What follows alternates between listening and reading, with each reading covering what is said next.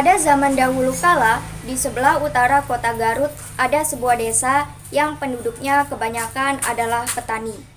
Karena tanah di desa itu sangat subur dan tidak pernah kekurangan air, maka sawah-sawah mereka selalu menghasilkan padi yang berlimpah ruah. Namun, meskipun begitu, para penduduk di desa itu tetap miskin dan kekurangan. Hari masih sedikit gelap dan embun masih bergayut di dedaunan. Namun, para penduduk sudah bergegas menuju sawah mereka. Hari ini adalah hari panen. Mereka akan menuai padi yang sudah menguning dan menjualnya kepada seorang tengkulak yang bernama Nyi Endit. Nyi Endit adalah orang terkaya di desa itu. Suami Nyi Endit sudah meninggal dunia. Dia mempunyai satu orang anak perempuan yang bernama Putri, yang sifatnya beda jauh dengannya. Rumahnya mewah, lumbung padinya sangat luas karena harus cukup menampung padi yang dibelinya dari seluruh petani di desa itu. Ya, seluruh petani. Dan bukan dengan sukarela para petani itu menjual hasil panennya kepada Nyi Endit. Mereka terpaksa menjual semua hasil panennya dengan harga murah. Kalau tidak ingin cari perkara dengan centeng-centeng suruhan Nyi Endit. Lalu, jika pasokan padi mereka habis, mereka harus membeli dari Nyi Endit dengan harga yang melambung tinggi.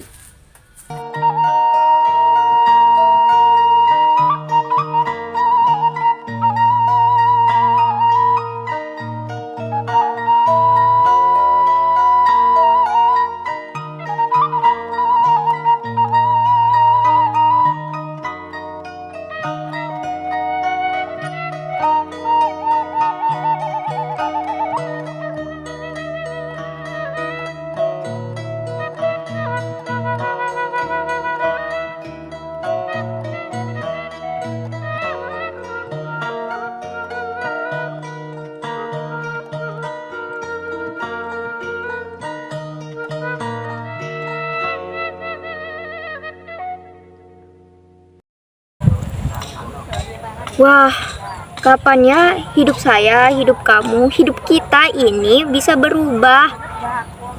Kenapa gitu kita kayak gini? Saya tuh pengen jadi orang kaya loh. Saya pengen bisa nyekolahkan anak saya. Saya pengen bisa beli ini, itu, segala macam yang saya pengenin.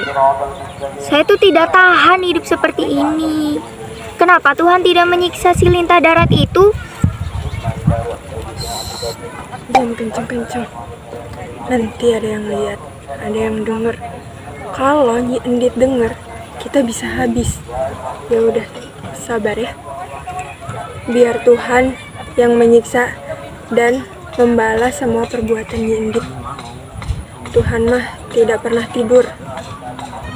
Pepatah mengatakan, apa yang kita tanam, itu yang kita tuai. Iya sih, benar juga.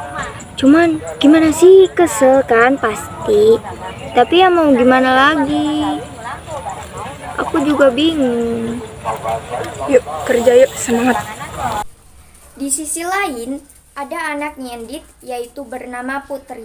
Dia mendengar percakapan dari para petani itu. Ya ampun, kasihan sekali warga sekitar ini. Ya Allah, ampuni ibu saya. dan berikanlah kesadaran kepada ibu saya agar tidak berbuat buruk lagi. Amin. Sementara itu, di tempat lain, Nyi Endit mendatangi centeng yang bernama Udin dan memeriksa lumbung padinya. Lalu, Putri menghampirinya untuk membicarakan suatu hal. Udin, Udin, bagaimana? Apakah semua padi sudah dibeli? Tuh, beres Nyi. Sok wae atuh diperiksa lumbungnya Nyi. Lumbungnya sudah penuh terisi dengan padi. Bahkan masih ada yang disimpan di luar karena sudah tak muat lagi. Hahaha, sebentar lagi mereka akan kehabisan beras dan akan membeli padi itu. Aku akan semakin kaya. Bagus, awasi para petani itu. Jangan sampai mereka menjual hasil panennya ke tempat lain. Beri pelajaran bagi siapa saja yang menentang. Dan kau Udin, awas saja jika kau mengambil padi itu. Akan kubunuh kau.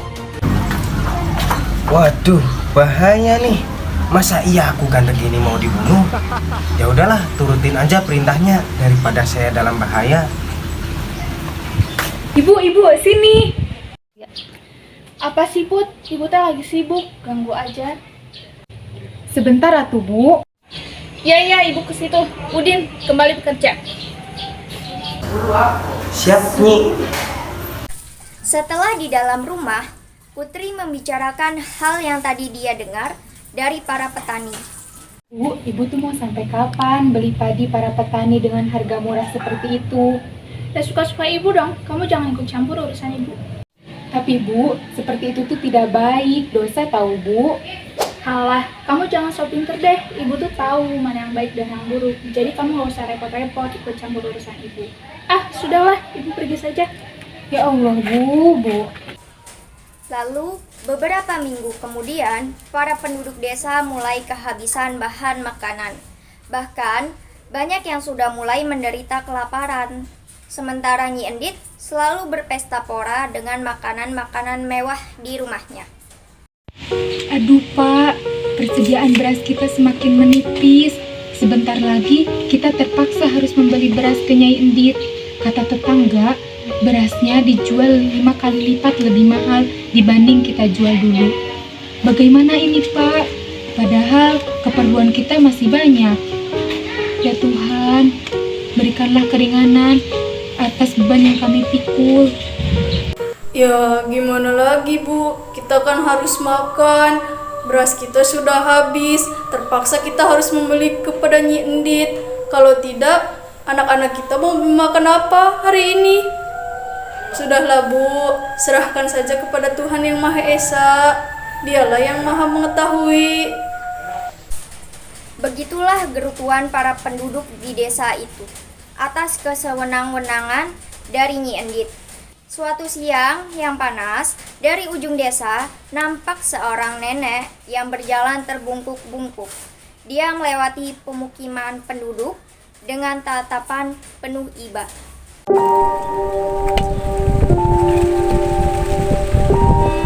Kasihan penduduk di sini, sangat menderita karena hanya satu orang saja.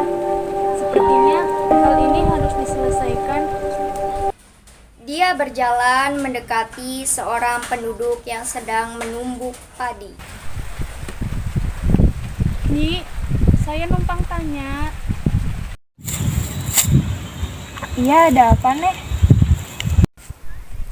Di manakah saya bisa menemukan orang terkaya di desa ini? Oh, rumahnya Nyi Endit. Nenek sudah dekat dengan rumahnya. Nenek tinggal lurus sampai nenek bertemu dengan pertigaan. Lalu nenek belok kiri. Nah, disitulah rumah Nyi Endit. Nenek akan melihat rumah yang sangat mewah.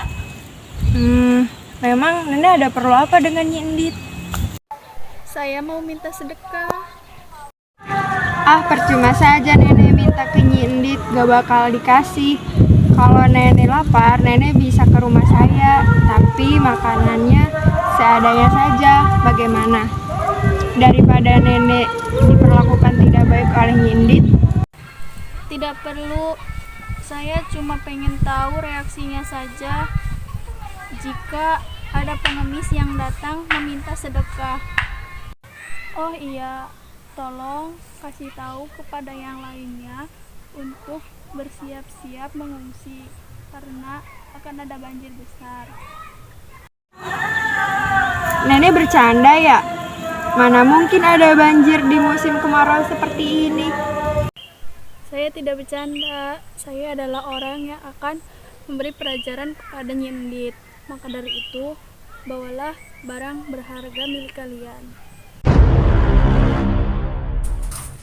Setelah itu, si nenek pergi meninggalkan Nyi Asih yang masih bengong. Sementara itu, Nyi Endit sedang menikmati hidangan yang berlimpah. Demikian pula dengan anaknya dan centengnya. Lalu, si nenek tiba di depan rumah Nyi Endit dan langsung dihadang oleh para centeng. Hei pengemis tua, cepat pergi dari sini. Jangan sampai teras rumah ini kotor terinjak kakimu. Saya mau minta sedekah. Mungkin ada makanan yang tersisa untuk saya makan. Saya sudah 3 hari belum makan. Apa peduliku? Emangnya aku bapakmu? Kalau mau makan, ya beli, jangan minta. Sana, cepat pergi sebelum saya seret. Lalu tiba-tiba anak Nyi Endit yang bernama Putri itu keluar karena dia mendengar suara ribut-ribut dari luar rumahnya. Ada apa sih? Kok ribut sekali? Ini nih non, ada nenek-nenek tua yang minta makan, bukannya beli, malah minta. Tolong cu, saya belum makan 3 hari. Oh iya Nek, sebentar ya, saya ambilkan makanan di dalam dulu. Saat sudah sampai di dalam, sambil membawa makanan untuk nenek itu, tiba-tiba ibunya bertanya soal makanan tersebut.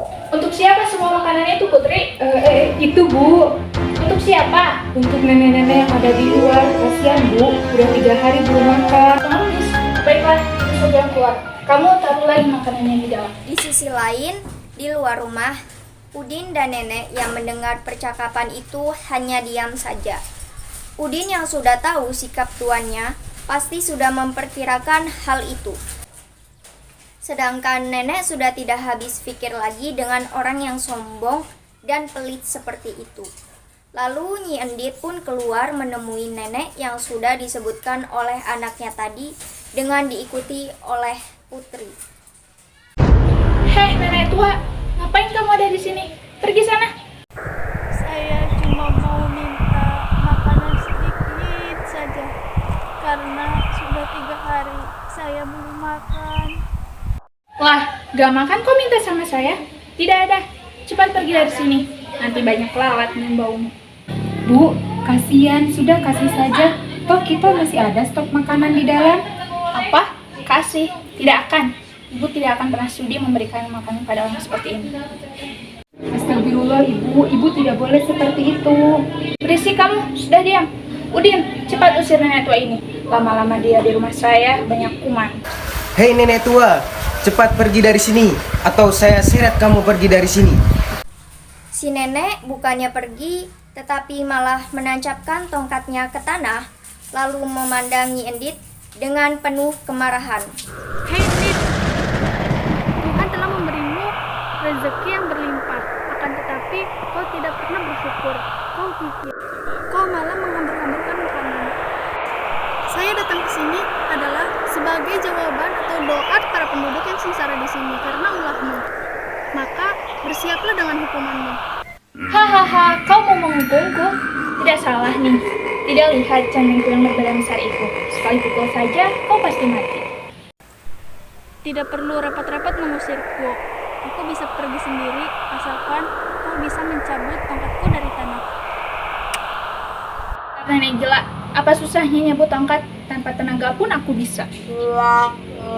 Lalu, hap, Nyi Endit mencoba mencabut tongkat itu dengan satu tangan. Ternyata tongkat itu tidak bergeming. Dia mencoba dengan 2 tangan, hap, masih tidak bergeming juga. Sialan, Udin, cabut tongkat ini. Awas kalau sampai tidak tercabut, gaji kamu saya potong. Lalu Udin mencoba mencabut tongkat si nenek, namun meski sudah ditarik oleh Udin yang badannya besar, tongkat tersebut tidak bergeming juga. Kalian tidak berhasil. Ternyata tenaga kalian tidak seberapa. Coba lihat, aku akan mencabut tongkat ini.